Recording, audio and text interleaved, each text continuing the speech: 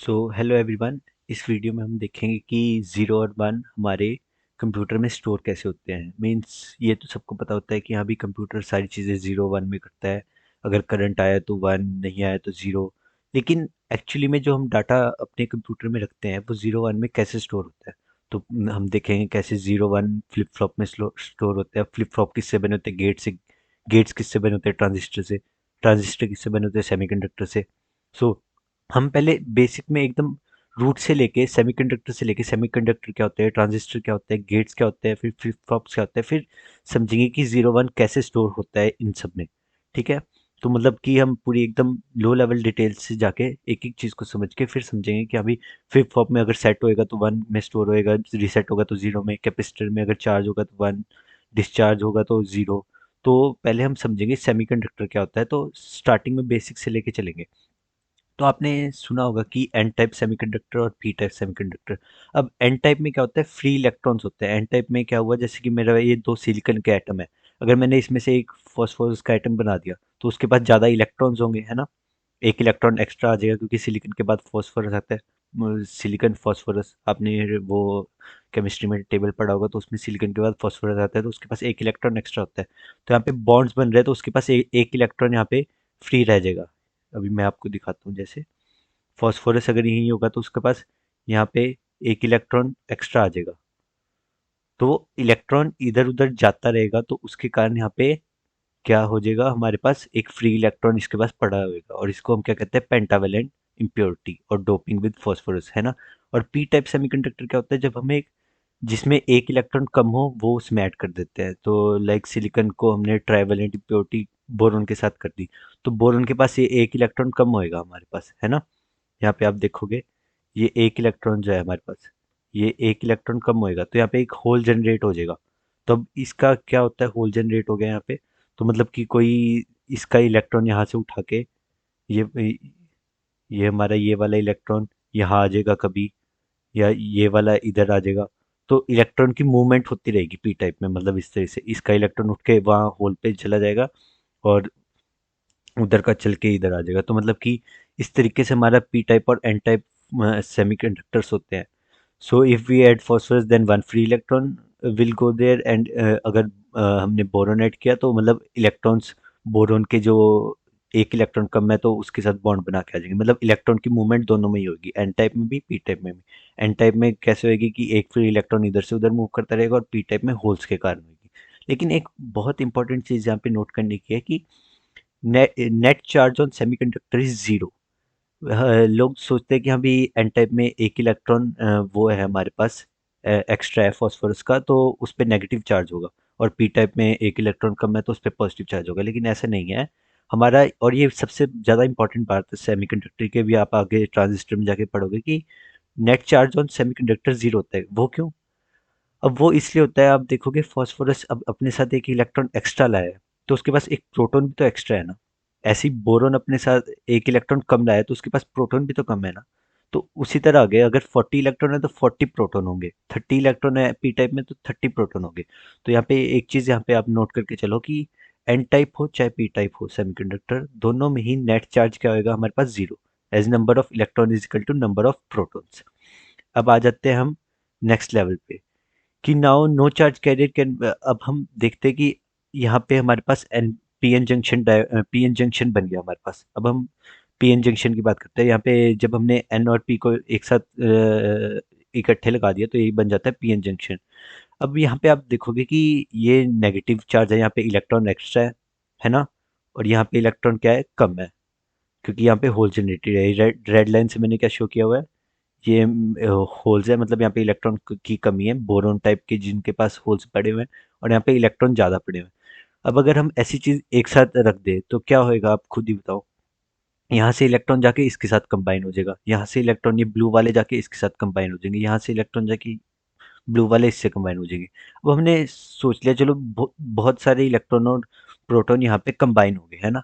मतलब ये स्टेट आ गई, यहाँ पे हमारे पास कंबाइन हो गया। अब कंबाइन हो गए मतलब ये थोड़ा ना हो कि इलेक्ट्रॉन चल के यहाँ आ गया या बोरॉन चल के वहां चला गया। ऐसा कुछ नहीं हुआ ना, कि मतलब यहाँ का फॉस्फोरस चल के वहां तो नहीं गया और ना ही यहाँ का बोरॉन उठ के यहाँ पे आ गया। यहाँ पे क्या हुआ है कि यहाँ पे जो इलेक्ट्रॉन एक्स्ट्रा था फॉस्फोरस के पास, वो यहाँ से उठ के यहाँ पे चला गया। तो यहाँ पे भी वो जो फ्री इलेक्ट्रॉन था वो चला गया यहाँ से, और यहाँ पे जो होल जनरेट हो रहे थे वो यहाँ से हो गए, मतलब होल यहाँ से हट गए। तो यहाँ पे क्या हो जाएगा, न्यूट्रल बन जाएगा, क्योंकि होल्स भी प्रेजेंट नहीं होंगे यहाँ पे, और यहाँ पे फ्री इलेक्ट्रॉन्स भी नहीं प्रेजेंट होंगे। तो ये एक ऐसी स्टेट में आ जाएगा कि यहाँ पे होल्स खत्म हो गए और यहाँ पे इलेक्ट्रॉन्स खत्म हो गए, न्यूट्रल बन जाएगा ये एरिया। मान लो एक छोटा सा एरिया मान लिया, मतलब 2 मिनट बाद हमने देखा कि सिनेरियो ये था हमारे पास। अब now no charge carrier can move across depletion layer as it is neutral. अब यहाँ पे न्यूट्रल आ गया, न्यूट्रल आ गया तो कोई चार्ज कैरियर, मतलब एक स्टेज ऐसी आ जाती है जब कोई चार्ज कैरियर यहाँ से इधर मूव नहीं कर सकता, और प्रोटॉन या फिर और होल्स के साथ वो कंबाइन नहीं कर सकते यहाँ के इलेक्ट्रॉन, क्योंकि यहाँ पे क्या आ गया, एक न्यूट्रल स्टेट आ गया, तो रेजिस्टेंस प्रोवाइड करते हैं। अब रेजिस्टेंस कैसे, मतलब कि हाई पोटेंशियल एनर्जी चाहिए होगी उसको यहाँ से यहाँ जाने में। अब रेजिस्टेंस, अब कुछ लोगों को इसमें कंफ्यूजन होती है कि कैसे, अब ये अब आप देखोगे यहाँ से थोड़े इलेक्ट्रॉन जाके यहाँ पे कंबाइन हो गए थे, है ना। मान लो स्टार्टिंग में हमारे पास 40 इलेक्ट्रॉन थे, तो अब यहाँ पे 30 इलेक्ट्रॉन रह गए, क्योंकि मान लो 10 इलेक्ट्रॉन यहाँ से जाके यहाँ कंबाइन हो गए और इस स्टेट में अब ये न्यूट्रल है ना। तो यहाँ पे अब 30 इलेक्ट्रॉन रह गए। लेकिन आप ये देखोगे यहाँ पे फॉस्फोरस के एटम्स तो यहीं पड़े थे, बस यहाँ के इलेक्ट्रॉन जाके वहाँ कंबाइन हो गए, है ना। तो यहाँ पे पॉजिटिव चार्ज तो सेम ही रहा हमारे पास, क्योंकि फॉस्फोरस के एटम तो इधर ही है, उधर नहीं गए। तो पॉजिटिव चार्ज कितना रहा हमारे पास, 40, क्योंकि स्टार्टिंग में 40 इलेक्ट्रॉन थे, 40 प्रोटॉन थे, जो मैंने आपको इंपॉर्टेंट चीज बताई थी कि नेट चार्ज हमेशा जीरो रहता है। तो 40 प्रोटॉन थे और 40 इलेक्ट्रॉन थे, है ना। लेकिन अब यहाँ पे क्या हो गया, 40 प्रोटॉन रह गए और 30 इलेक्ट्रॉन रह गए, क्योंकि 10 इलेक्ट्रॉन यहाँ से उठ के कहाँ चले गए, वहाँ। तो अब यहाँ पे क्या जनरेट हो गया, पॉजिटिव चार्ज जनरेट हो गया, है ना। और इसी तरह यहाँ पे नेगेटिव चार्ज जनरेट हो गया, क्योंकि इलेक्ट्रॉन्स ज़्यादा आ चुके हैं यहाँ पे। यहाँ पे भी पहले मान लो कि 20 इलेक्ट्रॉन थे और 20 प्रोटॉन थे, क्योंकि बोरॉन के कारण प्रोटॉन कम हो गए और इलेक्ट्रॉन भी। लेकिन अब इलेक्ट्रॉन उठ के आ गए फॉस्फोरस वाली जगह से, फॉस्फोरस तो उठ के नहीं आया ना, बोरॉन वाले आइटम यहीं पे पड़े हैं और फॉस्फोरस वाले यहीं पे पड़े हैं। तो यहाँ पे हमारे पास क्या जनरेट हो गया, नेगेटिव चार्ज, क्योंकि इलेक्ट्रॉन यहाँ पे उठ के आ गए। अब यहाँ पे नेगेटिव चार्ज जनरेट हो गया, यहाँ पे पॉजिटिव चार्ज जनरेट हो गया। तो आपने सुना होगा कि आपने जब इलेक्ट्रोस्टैटिक्स पढ़ी थी अपने 11th या 12th के सिलेबस में, तो आपने पढ़ा होगा पॉजिटिव चार्ज की वजह से यहाँ पे क्या इंड्यूस हो जाएगी, electric field, positive to negative generate होती है। अब आपने ये भी पढ़ा होगा कि इलेक्ट्रॉन कहाँ से कहाँ मूव करते हैं, इलेक्ट्रॉन मूव करते हैं नेगेटिव टू पॉजिटिव, और आपको याद होगा कि मतलब पॉजिटिव की तरफ अट्रैक्ट होते हैं, है ना। तो ये जो इलेक्ट्रॉन है, अब ये पॉजिटिव वाली साइड है, क्योंकि यहाँ पे पॉजिटिव चार्ज जनरेट हुआ पड़ा है और यहाँ पे नेगेटिव चार्ज जनरेट हुआ पड़ा है। तो ये अपोजिट डायरेक्शन में थोड़ा ना जाएगा, ये मतलब नेगेटिव की साइड थोड़ा ना जाएगा, इलेक्ट्रिक फील्ड के अपोजिट थोड़ा ना जाएगा। तो ये कहाँ से जाता है, नेगेटिव टू पॉजिटिव जाता है, तो ये मूव नहीं कर पाएंगे यहाँ से। और इसी तरह इनके साथ होएगा। तो मेन रीजन इसका ये था कि एक टाइम ऐसा आएगा कि ना इलेक्ट्रॉन मूव कर पाएंगे ना प्रोटॉन मूव कर पाएंगे। So now now electron move from high potential to low potential, जो मैंने आपको बता दिया है, that is from negative to positive. So how does he move, क्योंकि यहाँ पे दूसरी डायरेक्शन में हमारी इलेक्ट्रिक फील्ड जनरेट होगी ना। अगर हमारी इलेक्ट्रिक फील्ड मान लो, मैं आपको दिखाता हूँ, यहाँ से यहाँ जनरेट होती, तब तो वो मूव कर सकते, क्योंकि ये हमारा हो जाता क्या, पॉजिटिव, और ये हो जाता नेगेटिव। लेकिन इसमें अलग हुआ है ना हमारे पास, तो electron negative to positive move कर लेता। लेकिन यहाँ पे क्या हुई है जनरेट, नेगेटिव इधर साइड है और पॉजिटिव इधर साइड है, तो इलेक्ट्रॉन इधर थोड़ा ना मूव करेगा पॉजिटिव टू नेगेटिव, क्योंकि इलेक्ट्रॉन हमारे इस साइड है, आप देख रहे होंगे इस साइड है हमारे इलेक्ट्रॉन, और प्रोटॉन होल्स इस साइड है। तो इलेक्ट्रॉन यहाँ से पॉजिटिव से नेगेटिव थोड़ा ना जाएगा। तो ये आपको समझ गया। So electron are restricted by potential difference, ये चीज़ इंपॉर्टेंट भी आता है, पोटेंशियल डिफरेंस के कारण हमारे इलेक्ट्रॉन रिस्ट्रिक्टेड है यहाँ से वहाँ जाने में। अभी हमारी एक डिप्लीशन लेयर बन चुकी है, कि मतलब और ज़्यादा हमारे इधर से उधर नहीं जा सकते, और ये पोटेंशियल कितना हो जाता है, मतलब एक पोटेंशियल जनरेट हो जाता है, पोटेंशियल डिफरेंस जनरेट हो जाता है, जो रिस्ट्रिक्ट कर रहा है मूव करने के लिए, जिसकी वैल्यू क्या होती है, ई इंटू डी, डी क्या होती है, जो हमारी डिप्लीशन लेयर की लेंथ होती है। अब हम ये समझ गए कि पीएन जंक्शन क्या होता है हमारे पास। अब हम ट्रांजिस्टर बनाएंगे। ट्रांजिस्टर क्या होता है, ट्रांजिस्टर दो टाइप के होते हैं, एनपीएन और पीएनपी। तो सबसे पहले हम एनपीएन सीखेंगे। अब आपको ये तो क्लियर हो गया होगा कि हाँ भी पीएन जंक्शन क्या होता है, असलियत में पी में क्या होता है, एन में क्या होता है। अब हम एनपीएन पे चलेंगे। एनपीएन क्या होता है कि ये एक साइड हमने एन लगा दिया, एन सेमीकंडक्टर, और बीच में पी सेमीकंडक्टर, और इस साइड भी एन सेमीकंडक्टर, और पी में क्या होगा, इधर साइड भी पी, इधर एन और इधर पी। तो सिंप्लिसिटी के लिए मैं अभी यहाँ पे एनपीएन ट्रांजिस्टर से आपको समझाना चाहूँगा। तो अब आपको समझ आ गया होगा कि एक और चीज़ आती है यहाँ पे, फॉरवर्ड बायस कब होता है कि जब हम ये जो एन वाली साइड है हमारी, ये आपने आपने ऊपर देखा होगा पीएन जंक्शन में, एन वाली साइड को मैं नेगेटिव से कनेक्ट करूंगा तो वो क्या आएगा, फॉरवर्ड बायस। और पी वाली को पॉजिटिव से, तो वो भी फॉरवर्ड बायस। मतलब कि एन को नेगेटिव से कनेक्ट करेंगे तो फॉरवर्ड बायस, और एन को पॉजिटिव से कनेक्ट करेंगे मतलब उल्टा हो गया तो वो रिवर्स बायस होता है। अब आपने ये भी पढ़ा होगा कि हाँ भी फॉरवर्ड बायस में हमारी डिप्लीशन लेयर की लेंथ डिक्रीज होती है। अब वो कैसे होती है डिक्रीज डिप्लीशन लेंथ की लेयर?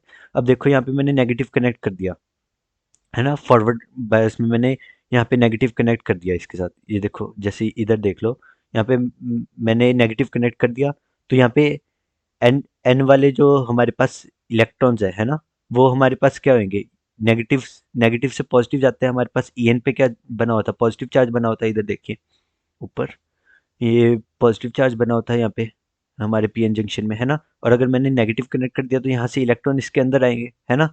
अंदर आएंगे तो मतलब ये इसको धक्का देंगे, मतलब ये आप डिप्लीशन रेट समझो, इसको पुश करेंगे, है ना। और अगर मैंने पॉजिटिव जनरेट कर दिया तो इलेक्ट्रॉन यहाँ से जाएंगे, है ना, क्योंकि ये इसी का ही सपोर्ट करेंगे। क्योंकि पॉजिटिव आ गए मतलब कि, तो यहाँ नेगेटिव से पॉजिटिव जाएंगे, इलेक्ट्रॉन पॉजिटिव की तरफ अट्रैक्ट होंगे ना, पॉजिटिव वाली साइड जाएंगे। और अगर नेगेटिव किया तो नेगेटिव से आएंगे इलेक्ट्रॉन। मतलब फॉरवर्ड बायस में नेगेटिव करते हैं तो यहाँ पे इलेक्ट्रॉन और जनरेट होते जाएंगे, यहाँ पे इलेक्ट्रॉन भर जाएगा पूरा। तो इलेक्ट्रॉन भर जाएगा तो ये पुश करेगा इधर लेफ्ट साइड को, इसको तो लेफ्ट साइड को पुश करेगा तो डिप्लेशन लेयर की लेंथ डिक्रीज होगी। और अगर जब पॉजिटिव कनेक्ट कर दूंगा तो यहाँ से इलेक्ट्रॉन जाने स्टार्ट हो जाएंगे, फिर जाने स्टार्ट हो जाएंगे, थोड़े से यहाँ से जाएंगे, थोड़े से वहाँ पे चल जाएंगे। तभी तो आपने रिवर्स वाइज में पढ़ा होगा, सिर्फ थोड़ा सा करंट होता है, क्योंकि बस यहाँ से थोड़ा सा जाता है, यहाँ पे थोड़े से पहुँचते हैं, फिर यहाँ से दोबारा से वो टप के इधर को आ जाते हैं, फिर यहाँ से थोड़े से इलेक्ट्रॉन चले गए, फिर यहाँ से थोड़े आगे। लेकिन फॉरवर्ड बायस में क्या होता है कि यहाँ पे इलेक्ट्रॉन जनरेट हो जा रहे हैं, जनरेट हो जा रहे हैं, जनरेट हो जाते हैं। तो फॉरवर्ड बायस में आपने देखा होगा कि स्टार्टिंग में थोड़ा सा बिल्कुल मामूली सा करंट करंट होता है, क्योंकि यहाँ पे जनरेटर सिर्फ एक दो ही जा पा रहे हैं जिनको अच्छी खासी एनर्जी मिल रही है।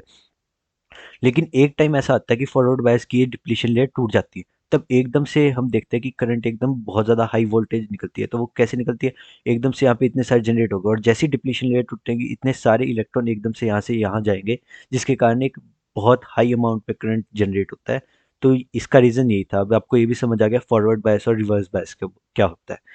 तो अब आगे हम एनपीएन ट्रांजिस्टर पे। अब एनपीएन ट्रांजिस्टर में हम ऐसे कनेक्ट, मैंने आपको बता दिया था कि यहाँ इधर लेफ्ट साइड एन, फिर बीच में पी, और यहाँ पे एन। अब ये जो लेफ्ट वाला एन होता है हम इसे फॉरवर्ड बायस में कनेक्ट करते हैं, मतलब कि एन नेगेटिव वाली साइड एन एन से कनेक्ट हुई हुई, और जो राइट वाली साइड होती है हम उसे रिवर्स बायस में कनेक्ट करते हैं। देखो पॉजिटिव वाली यहाँ पे नेगेटिव से कनेक्ट हुई हुई है, ये एन से कनेक्ट हुई है। अब ये देखो, अब मैंने नेगेटिव वाली साइड इस यहाँ से कनेक्ट इधर को की हुई है, ई एन वाली साइड को। इसको हम ये भी सुन लो, इसको हम एमीटर वाले ही बोलते हैं, इधर वाले एन को। इधर को हम बीच वाला जो होता है पी जंक्शन, उसको हम बोलते हैं बेस, और ये होता है कलेक्टर, है ना। अभी इन सब के मीनिंग मैं आपको बताऊंगा, 2 मिनट रुक जाओ। अब ये देखो, यहाँ पे मैंने आपको कहा था यहाँ पे इलेक्ट्रॉन्स आते हैं, क्योंकि फॉरवर्ड बायस है, मैंने आपको बताया था। यहाँ पे देखो, यहाँ पे पॉजिटिव, ये पॉजिटिव साइड थी, तो यहाँ पे इलेक्ट्रॉन आ रहे हैं, क्योंकि इलेक्ट्रॉन है, इलेक्ट्रॉन कहाँ से कहाँ जाएंगे, नेगेटिव से जाते हैं, और ये पॉजिटिव साइड थी, है ना। तो यहाँ पे पॉजिटिव साइड थी, तो यहाँ पे इलेक्ट्रॉन बैटरी से आएंगे, क्योंकि नेगेटिव टू पॉजिटिव ट्रैवल करते हैं, है ना। तो इलेक्ट्रॉन यहाँ से यहाँ आएंगे, तो यहाँ पे इलेक्ट्रॉन भर जाता है, और यहाँ से करंट कहाँ फ्लो करता है, in the opposite direction of electron. तो करंट यहाँ से आई वाला करंट, एमिटर करंट यहाँ से नीचे को फ्लो करेगा, है ना। और जो इलेक्ट्रॉन होंगे वो यहाँ से अंदर को जा रहे होंगे।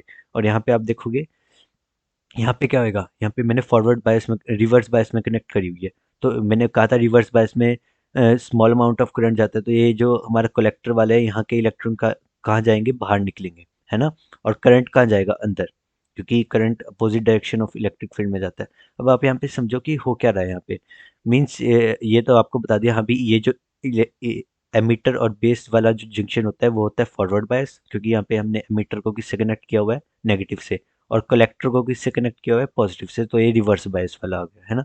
अब E B is forward bias, means inside electron will go from. अब यहाँ से इलेक्ट्रॉन यहाँ पे आ गया हमारे पास, है ना, क्योंकि ये फॉरवर्ड बायस में था, तो बैटरी से इलेक्ट्रॉन एमीटर में है। अब एमीटर से क्या होगा, ये फॉरवर्ड बायस है, तो मतलब ये पुश करेगा, श्रिंक होगी ये एरिया, है ना। ये वाला एरिया हमारे पास श्रिंक होएगा, एमीटर बेस वाला। तो ये पुश करेगा, तो यहाँ से करंट फ्लो होएगा हमारे पास, है ना। इलेक्ट्रॉन यहाँ से जाएंगे बेस में, है ना। तो कुछ बेस से यहाँ पे करंट की फॉर्म में चले जाते हैं, और कुछ कलेक्टर में चले जाते हैं हमारे इलेक्ट्रॉन।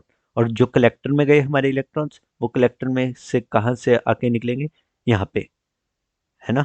जो हमारा आईसी जा रहा है वो इलेक्ट्रॉन से यहाँ पे जाएंगे जो आईसी करंट बनाएंगे। तो आपने ये भी पढ़ा होगा कि आई बड़ा होता है हमारा, आई करंट की वैल्यू बड़ी होती है और आईसी की कम होती है, क्योंकि रिवर्स बायस है तो यहाँ पे बहुत small amount of current generate होगा क्योंकि रिवर्स बायस है ना। और यहाँ पे हमारे पास large amount of current generate होएगा, तभी तो हम लिखते हैं I E equal to I C plus I B, मतलब आई की वैल्यू बड़ी है ना, क्योंकि आई सी प्लस आई बी को मिला के, मतलब आई ई ही जनरेट कर रहा है आई बी और आई सी को, मतलब कि दोनों करंट किससे जनरेट हो रहे हैं, यहाँ पे आप देखोगे आई आ रहा है यहाँ पे, वो किस में स्प्लिट हो गया, आई बी और आई सी में, है ना। तो आपको अब समझ आ गया होगा कि एनपीएन ट्रांजिस्टर कैसे वर्क करता है, कि हाँ भी हमारे इलेक्ट्रॉन यहाँ से एन एन साइड से जाके यहाँ पे बेस में जाते हैं, कुछ इलेक्ट्रॉन बेस से आईबी करंट जनरेट कर देते हैं, और कुछ हमारे चल जाते हैं कलेक्टर वाली साइड, और कलेक्टर वाली साइड जाके इधर आईसी करंट जनरेट कर देते हैं, है ना। तो अब आपके पास ये आ गया कि हाँ भी ईबी इज फॉरवर्ड वाइज, ये आपने पढ़ लिया, electron will come outside from collector, ये भी मैंने आपको बता दिया। So inside stories electron eject from emitter and come to base and will go to collector, some go outside, है ना। तो थोड़े कलेक्टर में चले जाते हैं बेस से और थोड़े करंट जनरेट कर देते हैं।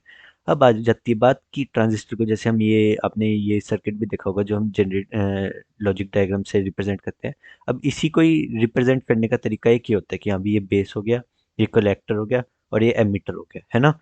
अब हमें इस वे से हम ट्रांजिस्टर को रिप्रेजेंट करेंगे, क्योंकि बार बार हम इतना बड़ा बड़ा डायग्राम तो बनाने से, है ना। लेकिन ये इसी के ही कॉरस्पॉन्डिंग है। अब आपको इन दोनों में वो भी समझा देता हूँ। देखो जैसे हमारा वीसीसी होता है वो थोड़ी हाई वोल्टेज का होता है ना, क्योंकि यहाँ पे हमारा करंट कम जनरेट हो रहा है, तो ये वीसीसी हमारा 20 वोल्ट हमने मान लिया, है ना।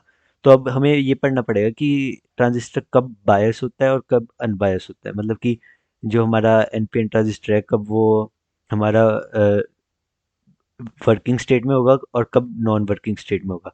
तो अगर आप देखो इनपुट में जीरो दे दूं और एमिटर मतलब इनपुट वाली साइड हम बेस रखते हैं, और जो आउटपुट होता है वो हमारा कलेक्टर की साइड जाता है। अभी आप देखोगे बाद में जब हम नॉट गेट बनाएंगे इस ट्रांजिस्टर से। तो अब पहले ट्रांजिस्टर की वर्किंग देख लो कि हम ट्रांजिस्टर हमारा कब वर्किंग कंडीशन में होता है और कब नहीं वर्किंग कंडीशन में होता। अब इनपुट मैंने जीरो दिया तो यहाँ पे भी 0 वोल्ट आ जाएगा, और यहाँ पे एमीटर वाली साइड, एमीटर हमेशा ग्राउंड से कनेक्ट होती है तो एमीटर भी हमारा 0 वोल्ट आ गया। तो बेस और एमीटर अगर सेम वोल्टेज पे हो गया, अब यहाँ पे देखो आप, बेस और एमिटर क्या होता है, बेस और एमिटर जंक्शन कैसा था, फॉरवर्ड बायस था हमारा। मैंने आपको बताया था कि हाँ भी ये ई हमारा किससे होता है, नेगेटिव से कनेक्ट, और ये पॉजिटिव वाला कहाँ जा रहा होता है, ये हमारे पास बेस में जा रहा होता है। तो फॉरवर्ड बायस होता है हमारा एमिटर और बेस जंक्शन। और अगर उसको मैंने एक साथ ही कनेक्ट कर दिया तो ये ग्राउंड हो जाएगा, क्योंकि as base and emitter will be unbiased, क्योंकि अनबायस हो जाएंगे हमारे पास, क्योंकि यहाँ पे ये सर्किट ही कंप्लीट नहीं हो पाएगा, है ना।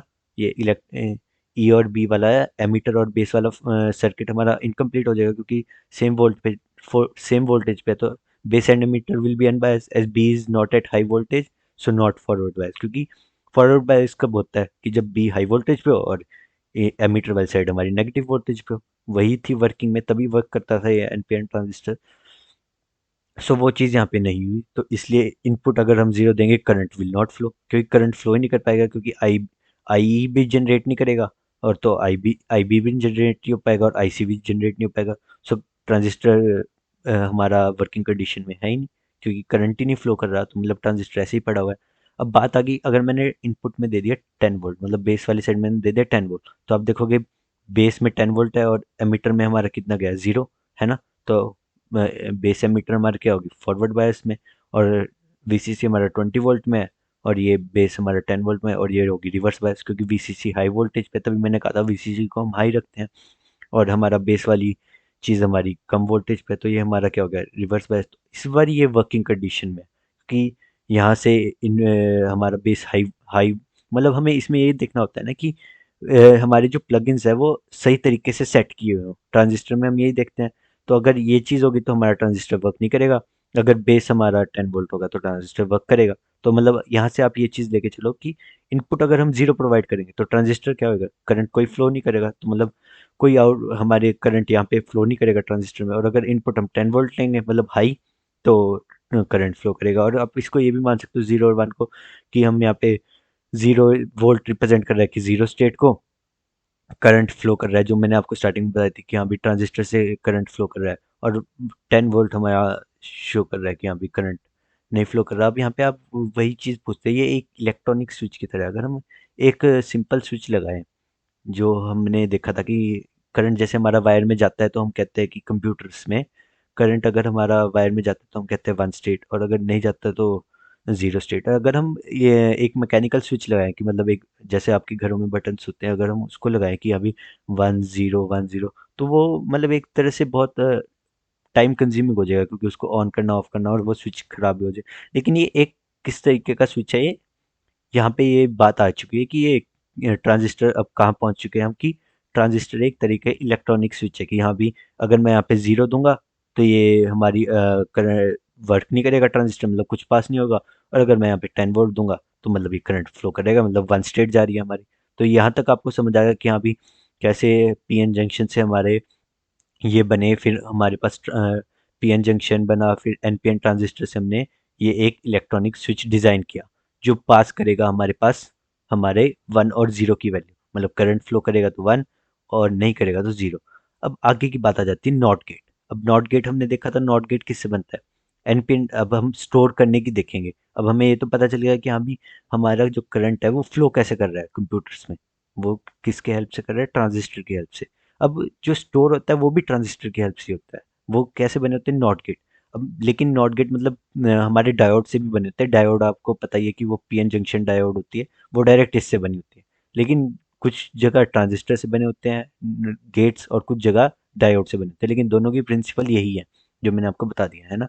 अब हम पहले सीख लेते हैं ट्रांजिस्टर से कैसे बने होते हैं नॉट गेट। अब नॉट गेट आपने पढ़ा होगा कि अभी नॉट गेट क्या होता है, अगर मैं इनपुट वन दूं तो मेरे पास आउटपुट क्या है, जीरो। और आउटपुट इनपुट जीरो दूं तो वन आए, और इनपुट वन दूं तो आउटपुट जीरो आए, है ना। अब हम उसका सर्किट डिजाइन करेंगे कि कैसे होता है। तो यहाँ पे देखो, बेस हमने वही लिया है कि जो हमारा यहाँ पे ट्रांजिस्टर था उसी को ही हमने यहाँ पे बना लिया है। लेकिन हमने यहाँ पे आउटपुट कहाँ कनेक्ट किया है, वीसीसी के पास, जो ये यहाँ पे वोल्टेज थी उसके बाद एक रजिस्टर लगा हुआ है, यहाँ पे हमारी आउटपुट वोल्टेज आ रही है। अब आप यहाँ पे देखोगे इनपुट अगर मैंने जीरो दी है ना, तो ये वर्किंग कंडीशन में नहीं होगा, है ना। इलेक्ट्रॉनिक बेस जंक्शन, तो जो वीसीसी होगी वो यहीं पे आ जाएगी, है ना।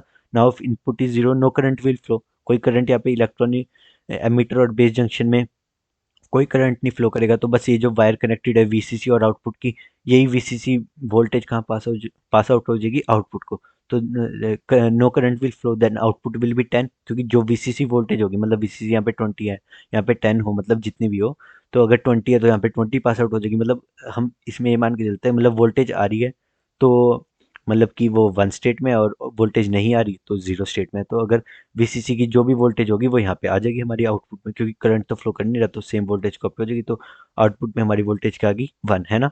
तो अगर मैंने यहाँ पे जीरो दिया तो एमीटर बेस जंक्शन, आप दोबारा से बताओगे कि क्या हुआ, एमीटर बेस जंक्शन हमारा नॉट वर्किंग में हुआ, तो करंट कोई फ्लो नहीं किया, तो वीसीसी वोल्टेज हमारी यहाँ पे आउटपुट में कॉपी होगी, तो डेट इज वन। तो अगर इनपुट मैंने जीरो दिया तो आउटपुट क्या है, वन। अब मैंने इनपुट वन दे दिया, इनपुट वन दे दिया मतलब यहाँ से मैंने मतलब कि 10 वोल्ट दे दी है ना बी को, तो यहाँ पे करंट फ्लो होएगा और यहाँ पे भी करंट फ्लो होएगा। अब इस केस में हम जनरली क्या रखते हैं, रेजिस्टर्स की वैल्यू हाई रखते हैं। अब रेजिस्टर्स की वैल्यू हाई क्या होगी, मतलब कि इनपुट मैंने इनपुट इज 10 वोल्ट, तो अच्छा खासा करंट फ्लो करेगा यहाँ पे। तो रेजिस्टेंस हाई होगी तो वो सारा जो हमारा करंट है और पोटेंशियल ड्रॉप है वो सारा रेजिस्टेंस के क्रॉस हो जाएगा। अगर ऐसे आपको पता है कि पोटेंशियल क्या होता है, आई इंटू आर।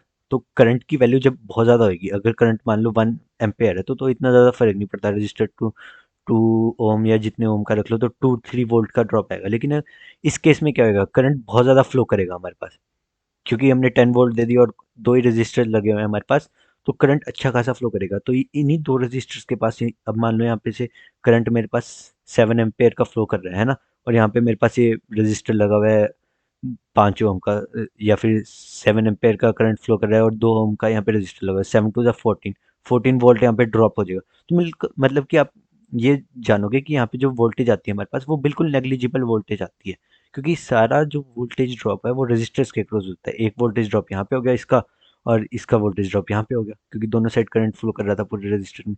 तो यहाँ पे वोल्टेज क्या है हमारे पास, जीरो। तो यहाँ पे अगर मैंने इनपुट वन दिया तो यहाँ पे वोल्टेज क्या आ गई, जीरो। तो इसी तरीके से हमारे or gates, NAND gate, AND gate, सारे गेट्स इसी ट्रांजिस्टर या डायोड से बने होते हैं, जिसकी मैंने आपको एक एग्जांपल दिया कि हाँ भी नॉट गेट कैसे बनाता है, इसी प्रिंसिपल पे मतलब सारे बने होते हैं कि हाँ भी हमने 1 दिया आउटपुट तो उस हिसाब से क्या आउटपुट आएगी, मतलब वोल्ट हमारी आउटपुट हमेशा यहाँ वीसीसी के पास ही कनेक्ट रहती है। तो आपने देख लिया कि इफ इनपुट इज 1 तो बहुत अच्छा खासा करंट मतलब फ्लो करेगा और रेजिस्टेंस के क्रॉस सारा पोटेंशियल ड्रॉप हो जाता है। तो आउटपुट वोल्टेज मतलब बहुत ही ज़्यादा कम होती है, मतलब आप मान सकते हो 0.002, तो वो इक्विवेलेंट टू जीरो ही होती है। हम मतलब अप्रोक्सीमेशन एक बार मान के चलते हैं उसमें कि अभी 0.5 या 0.7 से अबव हुई वोल्टेज तो हम उसको 1 कंसीडर करेंगे, या कम हुई तो वो। अब बात आ गई नॉट गेट कैसे स्टोर करते हैं, मतलब एक बारी पहले मैं आपको सिंपल नॉट गेट में बता दूं कैसे स्टोर होता है, लेकिन वैसे फ्लिप फ्लॉप में बताऊंगा मैं आपको। एक बार नॉट गेट में समझ लो कि एक डिजिट कैसे स्टोर होती है। मतलब मान लो कि मैंने इनपुट 1 दिया यहाँ पे नॉट गेट में, है ना, तो यहाँ पे क्या जनरेट होएगा, जीरो, क्योंकि नॉट गेट क्या करता है कि रिवर्स कर देता है जो भी हमने वैल्यू दी है उसको उल्टा करके दे देगा। तो 1 दिया तो यहाँ पे जीरो आ जाएगा, है ना, तो जीरो आ गया, अब यहाँ पे जीरो बनता जाएगा, जीरो दिया तो 1 आ जाएगा। अब यहाँ पे 1 डिजिट स्टोर हो रही है और यहाँ पे जीरो जीरो स्टोर हो रहे हैं हमारे। तो इस तरीके से हमारे मतलब कि जो हम इनपुट देंगे वो यहाँ पे एक ही स्टेट रहेगा जब तक हम यहाँ पे इनपुट चेंज नहीं करेंगे। इनपुट जीरो कर देंगे तो यहाँ पे 1 आ जाएगा, तो वो स्टोर होने लग जाएगा। तो ये एक तरह से स्टोर, एक बिट कैसे स्टोर हो रही है हमारी वो बता रहा है कि and parallel connection of flip flop, मतलब कि इसी तरीके से हमारा स्टोर होता है। अब आ जाता है एस आर फ्लिप फ्लॉप, कि फ्लिप फ्लॉप में कैसे स्टोर होता है। अब आपको समझ आ गया कि हाँ भी पहले ट्रांजिस्टर कैसे वर्क करते हैं। ट्रांजिस्टर 0 1 को पास करते हैं, है ना। ट्रांजिस्टर एक तरह का स्विच है, इलेक्ट्रॉनिक स्विच, जिससे 0 या 1 हम वैल्यू रिसीव कर सकते हैं। फिर हमने समझा कि हाँ भी गेट्स कैसे बनते हैं ट्रांजिस्टर से। फिर गेट्स, अब आएगा फ्लिप फ्लॉप, कि फ्लिप फ्लॉप कैसे बनते हैं हमारे गेट से, क्योंकि असलियत में फ्लिप फ्लॉप में स्टोर हो रहा है, फ्लिप फ्लॉप में या फिर कैपेसिटर्स में। तो अब हम समझेंगे कि फ्लिप फ्लॉप में कैसे स्टोर होती है। अब हमें गेट समझ आ गया, गेट में गेट कैसे वर्क करते हैं और ट्रांजिस्टर कैसे वर्क करते हैं। अब हम समझेंगे कि स्टोर कैसे हो रहा है असलियत में हमारी जो मेमोरी में 0 और 1 कैसे स्टोर हो रहे हैं। तो अब आप देखोगे कि फ्लिप फ्लॉप में क्या होता है कि हम ऐसे एस यहाँ पे कनेक्ट कर देते हैं, आर यहाँ पे कनेक्ट कर देते हैं, बेस्ड अपॉन वैल्यू ये अपनी, जब तक हम रीसेट को 1 ना कर दे वो वैल्यू स्टोर रहती है ना। तो आप ये देख रहे होंगे कि यहाँ पे नॉर गेट की पहले प्रिंसिपल वर्किंग समझो कि यहाँ भी नॉर गेट में क्या होता है। जब एक भी इनपुट अगर 1 हुआ तो आउटपुट हमेशा 0 आएगा। क्यों? क्योंकि देखोगे अब 1 आ गया, है ना। और गेट क्या होता है? और गेट होता है ए और बी। तो एक भी इनपुट अगर 0 हुआ हमारे पास, है ना, एक भी इनपुट 0 होता है हमारे पास, तो आउटपुट क्या आ जाता है, एक भी इनपुट सॉरी 1 होता है हमारे पास, तो आउटपुट क्या आ जाता है हमारे पास, 1, है ना। और गेट में क्या होता है, ए प्लस बी, है ना, तो एक भी इनपुट अगर 1 हुआ तो मेरे पास आउटपुट क्या आएगा, 1। और अगर उसी कोई एन लगा दूं मैं, नॉर, है ना, मतलब कि नॉट कर रहे हैं उसका, नॉर क्या हुआ, और का नॉट कर दो, है ना। तो और का नोट कर दिया तो एक भी इनपुट अगर मैंने 1 लगा दी तो आउटपुट हमेशा क्या आएगा, 0। और ये मतलब कि इस तरीके से आप समझ सकते हैं ना। अब एसआर लैच हम देखेंगे कि कैसे वर्क करता है। जैसे हम, आप इधर देख सकते हैं कि मैंने, अगर हम एस को 0 प्रोवाइड करें, है ना, ये तो हमारी एस 0 और आर 0 तो आपने देखा होगा कि ये तो प्रीवियस स्टेट को हमेशा हायर करती है। तो हम पहले एक ऐसी स्टेट लेते हैं कि जो हम मतलब कि खुद कंसीडर कर सके। तो एस को मैंने 1 लिया, है ना, एस को मैंने 1 लिया, मतलब कि यहाँ पे मैंने 1 पास किया ट्रांजिस्टर की हेल्प से, है ना। तो अगर नॉर गेट में अगर एक भी इनपुट 1 होगा तो हमेशा आउटपुट 0 होगी। मेरे को इससे कोई लेना देना नहीं, जो ये रेड लाइन से जो भी इनपुट आ रहा है ना। आप इधर देखते रहना, है ना, कि ये जो ग्रीन में मैंने 1 दिया इनपुट, ये वैल्यूज पे ना जाओ, ये ग्रीन में मैंने 1 दिया है जो इनपुट, तो 1 जाएगा नॉर गेट में। तो जो भी यहाँ रेड की इनपुट होगी मेरे को उससे कुछ लेना देना नहीं, क्योंकि अगर एक भी इनपुट 1 है तो हमेशा आउटपुट क्या आएगी, 0। तो क्यू बार यहाँ पे क्या आ गया, 0। अब यहाँ पे 0 पास आउट हो रहा है। अब यहाँ पे आर की वैल्यू पे डिपेंड करता है। जनरली हम 1 पास आउट नहीं करते यहाँ पे, एस इक्वल टू 1 और आर इक्वल टू 1, क्योंकि वो एक अनडिफाइंड स्टेट हो जाती है। क्योंकि यहाँ पे भी हम 1 पास आउट करेंगे तो यहाँ पे भी क्यू बार 0 आएगा, और यहाँ पे भी अगर हमने 1 कर दिया तो ये भी 0 ही पास आउट करेगा, क्योंकि एक भी 1 हो गया तो यहाँ पे 0 होगी। तो हम जनरली एस और आर की वैल्यू को 1 कंसीडर नहीं करते, है ना। तो हमने अब मान के चलते हैं कि यहाँ पे आर को मैंने 0 लिया, तो यहाँ पे 0 0 क्या देगा हमारे पास, 1, है ना। तो यहाँ पे 1 आ गया। अब ये 1 दोबारा से यहाँ पे पास आउट होएगा तो ये तो 1 है ही। तो ये 1 क्यू में 1 ही स्टोर हो रहा है, चाहे मैं अब मेरी वैल्यूज फिक्स होगी ना, जैसे कि एस की 1 फिक्स होगी और 0 की 1 आर की 0 फिक्स होगी। तो कोई वैल्यू चेंज तो नहीं हो रही ना, तो इसमें 1 और 0 रह रहा है अपनी स्टेट में, मतलब कि क्यू की वैल्यू हमारे पास हमेशा 1 आएगी जब हमारे पास एस 0 होगा और आर 1 मतलब सेट स्टेट में है ना। सॉरी, एस 1 होगा, क्यू आर 0, तो क्यू की वैल्यू हमारे पास क्या आएगी, 1। तो ये सेट स्टेट में हो गया। इस स्टेट को हम क्या कहते हैं, सेट स्टेट में, कि हाँ भी हमारा जो एस आर लैच है वो सेट स्टेट में, क्योंकि वो हमारे पास मतलब कि वन स्टोर कर रहे हुए है इधर बिट्स। अगर मैंने एस को जीरो प्रोवाइड कर दिया तो क्या हो जाएगा, मतलब कि रीसेट को मैंने वन कर दिया, तो रीसेट वन कर दिया मतलब कि मैं डिजिट को चेंज कर रहा हूँ अपनी, तो रीसेट को वन कर दिया, तो यहाँ पे वन और जीरो क्या हो जाएंगे हमारे पास, इधर क्या आ जाएगा जीरो। ये जो रेड में वन लिखा है इसकी जगह यहाँ पे क्या आ जाएगा, एक मिनट मैं पेन से ही दिखाता हूँ आपको, थोड़ा समझ नहीं आ रहा होगा। अगर मैंने यहाँ पे वन पास आउट कर दिया है ना, रीसेट में वन पास आउट कर दिया, तो वन और जीरो क्या आ जाएंगे हमारे पास, जीरो आ जाएंगे इधर, है ना। क्यू में इधर जीरो आ जाएगा, और अगर इधर से जीरो जाएगा, है ना। अब मैंने अब मैंने आपको क्या बताया कि हाँ भी रीसेट को मैंने वन लिया हुआ है, रीसेट को वन लिया तो एस को मेरे को क्या लेना पड़ेगा, एस को मेरे को जीरो ही लेना पड़ेगा, तो जीरो और जीरो क्या देंगे, वन, है ना, क्योंकि जीरो और जीरो यहाँ पे वन देते हैं। एक मिनट यहाँ पे मार्कर चेंज कर लूँ, सेम से कलर का हो गया है। सो यहाँ पे मैंने जीरो दिया है और एस भी जीरो है हमारे पास, तो यहाँ पे क्या हो जाएगा वन, क्योंकि जीरो और जीरो कंडीशन में क्या हो जाती है हमारे पास वन आ जाती है। तो आप देखोगे कि अगर हमने रीसेट दबाया तो हमारे यहाँ पे डिजिट अलग स्टोर होने लगी, मतलब कि एक तरह से रीसेट दबाने से हमारी जो डिजिट हो रही थी पहले वन हो रही थी वो अब जीरो होगी। तो इस तरीके से यहाँ पे अब ये डिजिट यहाँ पे स्टोर हो रही है, मतलब कि सेट स्टेट होगी तो हमारे पास वन डिजिट स्टोर होगी, और अगर हम रीसेट कर देंगे तो जीरो स्टोर होगी। तो इसी तरीके से यहाँ पे एसआर में, हमारे एसआर फ्लिप फ्लॉप में हमारे पास वन और जीरो स्टोर होते हैं। तो अब आपने समझा कि हाँ भी जीरो वन कैसे फ्लिप फ्लॉप में या कैपेसिटर में, अब आपने देखा होगा कि एस रैम आती है ना, एस रैम स्टोर करती है zero one in flip flop, and D RAM store zero one in capacitor, मतलब दो तरीके की रैम्स होती है। तो एस रैम स्टोर करती है इन एस रैम स्टोर करती है zero one in flip flops, और डी रैम स्टोर करती है इन कैपेसिटर। अगर चार्ज होगा कैपेसिटर में तो उसको वन मानेंगे, और अगर चार्ज नहीं होगा कैपेसिटर में तो हम उसे जीरो मानेंगे, और फ्लिप फ्लॉप में अगर वो सेट होगी तो उसे हम वन मानेंगे, और अगर वो रीसेट होगी तो जीरो मानेंगे। तो आपको समझ आ गया कि हाँ भी जीरो वन कैसे फ्लिप फ्लॉप कैपेसिटर में स्टोर होता है, और कैसे गेट्स में, फिर गेट से ट्रांजिस्टर, फ्लिप फ्लॉप कैसे गेट से बने होते हैं, गेट्स ट्रांजिस्टर से बने होते हैं, ट्रांजिस्टर सेमीकंडक्टर से बने होते हैं, तो सेमीकंडक्टर से कैसे ट्रांजिस्टर बना, जो एक इलेक्ट्रॉनिक स्विच था, इलेक्ट्रॉनिक स्विच से गेट्स बने, गेट से फ्लिप फ्लॉप में कैसे स्टोर हो रही थी, और उस तरीके से जीरो वन हमारा कैसे बना। सो यही था आज के लेक्चर में सारा। तो आपको आई थिंक समझ आ गया होगा कि जीरो वन असलियत में स्टोर कैसे होते हैं।